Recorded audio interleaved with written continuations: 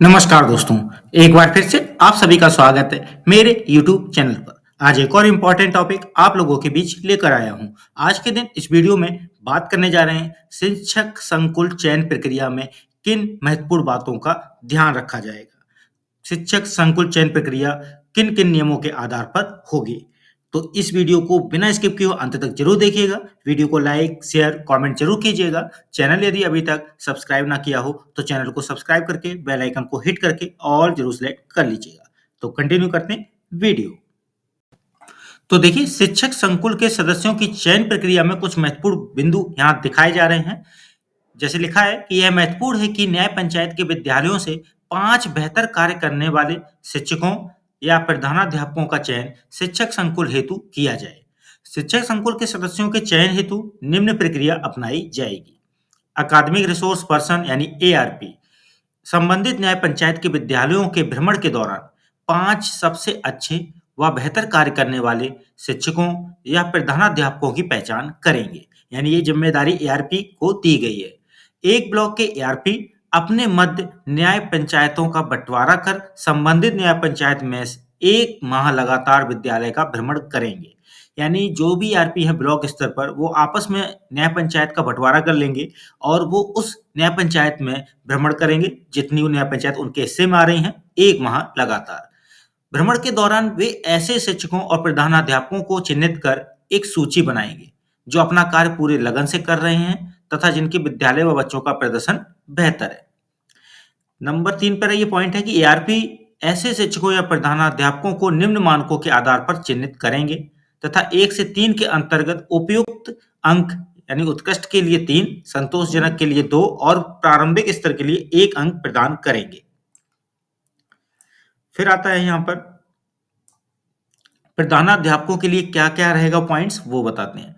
विद्यालयों में आवश्यक संख्या में कक्षा कक्ष, समुचित बैठक व्यवस्था, विद्युत कनेक्शन, बालिकाओं व बालकों के लिए स्वच्छ शौचालय, स्वच्छ व हरा-भरा विद्यालय परिवेश, लाइब्रेरी, रीडिंग कॉर्नर आदि उपलब्ध हैं तथा क्रियाशील हैं। इस चीज पर जांच करेंगे, 1 से 3 अंक निर्धारित करेंगे इसके लिए। विद्यालय में विद्यालय प्रबंध समिति की नियमित बैठक होती है तथा कार्रवाई रजिस्टर अद्यतन है। इसके लिए भी जांच होगी और 1 से 3 अंक दिए जाएंगे। फिर आता है अगला बिंदु, सेवित क्षेत्र में कोई भी बच्चा आउट ऑफ स्कूल नहीं है तथा माह की औसत उपस्थिति 80% से अधिक है। इस आधार पे 1 से 3 अंक का प्रदान करेंगे। प्रधानाध्यापक शिक्षकों के साथ साप्ताहिक तौर पर बैठक कर शिक्षण अधिगम स्थिति की समीक्षा करते हैं तथा योजना बनाते हैं। इसके लिए भी 1 से 3 अंक का निर्धारण करेंगे। विद्यालय में समय सारणी तथा प्रत्येक कक्षा में विषय व लर्निंग आउटकम के पोस्टर चार्ट उपलब्ध हैं, उचित स्थान पर प्रदर्शित हैं तथा उसी अनुसार विद्यालय में शिक्षण कार्य व अन्य गतिविधियों का संचालन हो रहा है। ठीक है, तो इसके आधार पर भी अंक प्रदान किए जाएंगे 1 से 3। अब बात कर लेते हैं शिक्षकों का चयन शिक्षक संकुल के तौर पर करते हुए कौन से महत्वपूर्ण बिंदुओं पर ध्यान दिया जाएगा और अंकों का निर्धारण होगा। तो पहला बिंदु है, कक्षा के 50% से अधिक बच्चों ने संबंधित विषय में कक्षानुरूप लर्निंग आउटकम प्राप्त कर लिया है। इसके आधार पर 1 से 3 अंक प्रदान किए जाएंगे।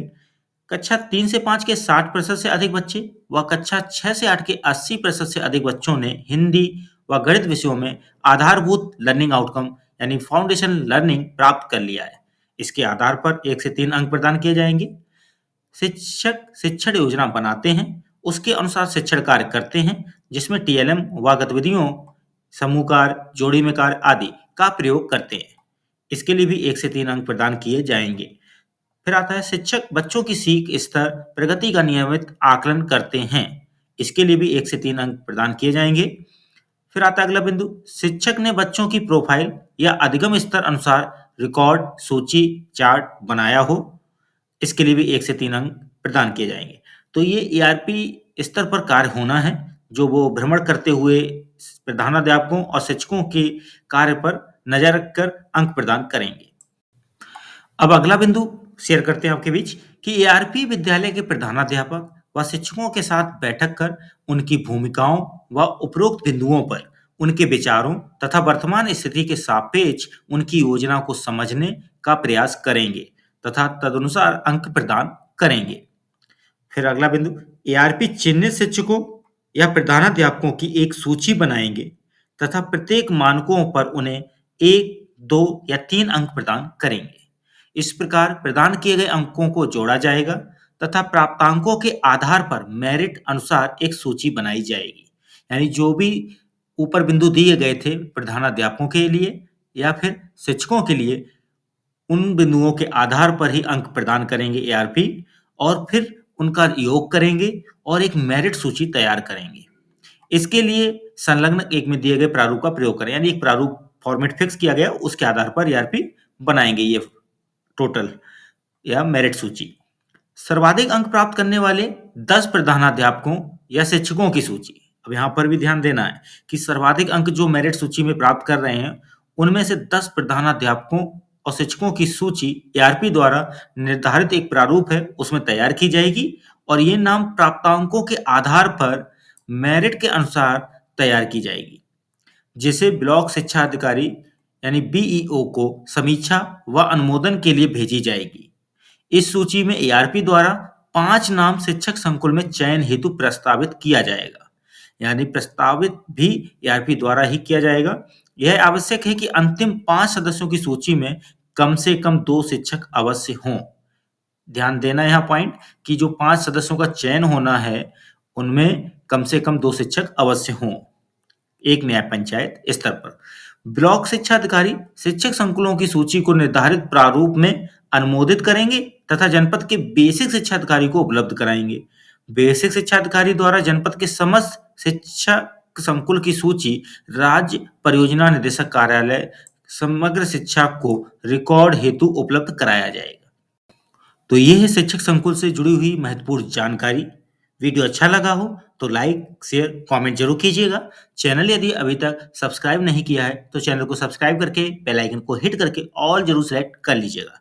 मिलते हैं अगली बार एक और इम्पोर्टेंट वीडियो के साथ। आज के लिए बस इतना ही। धन्यवाद।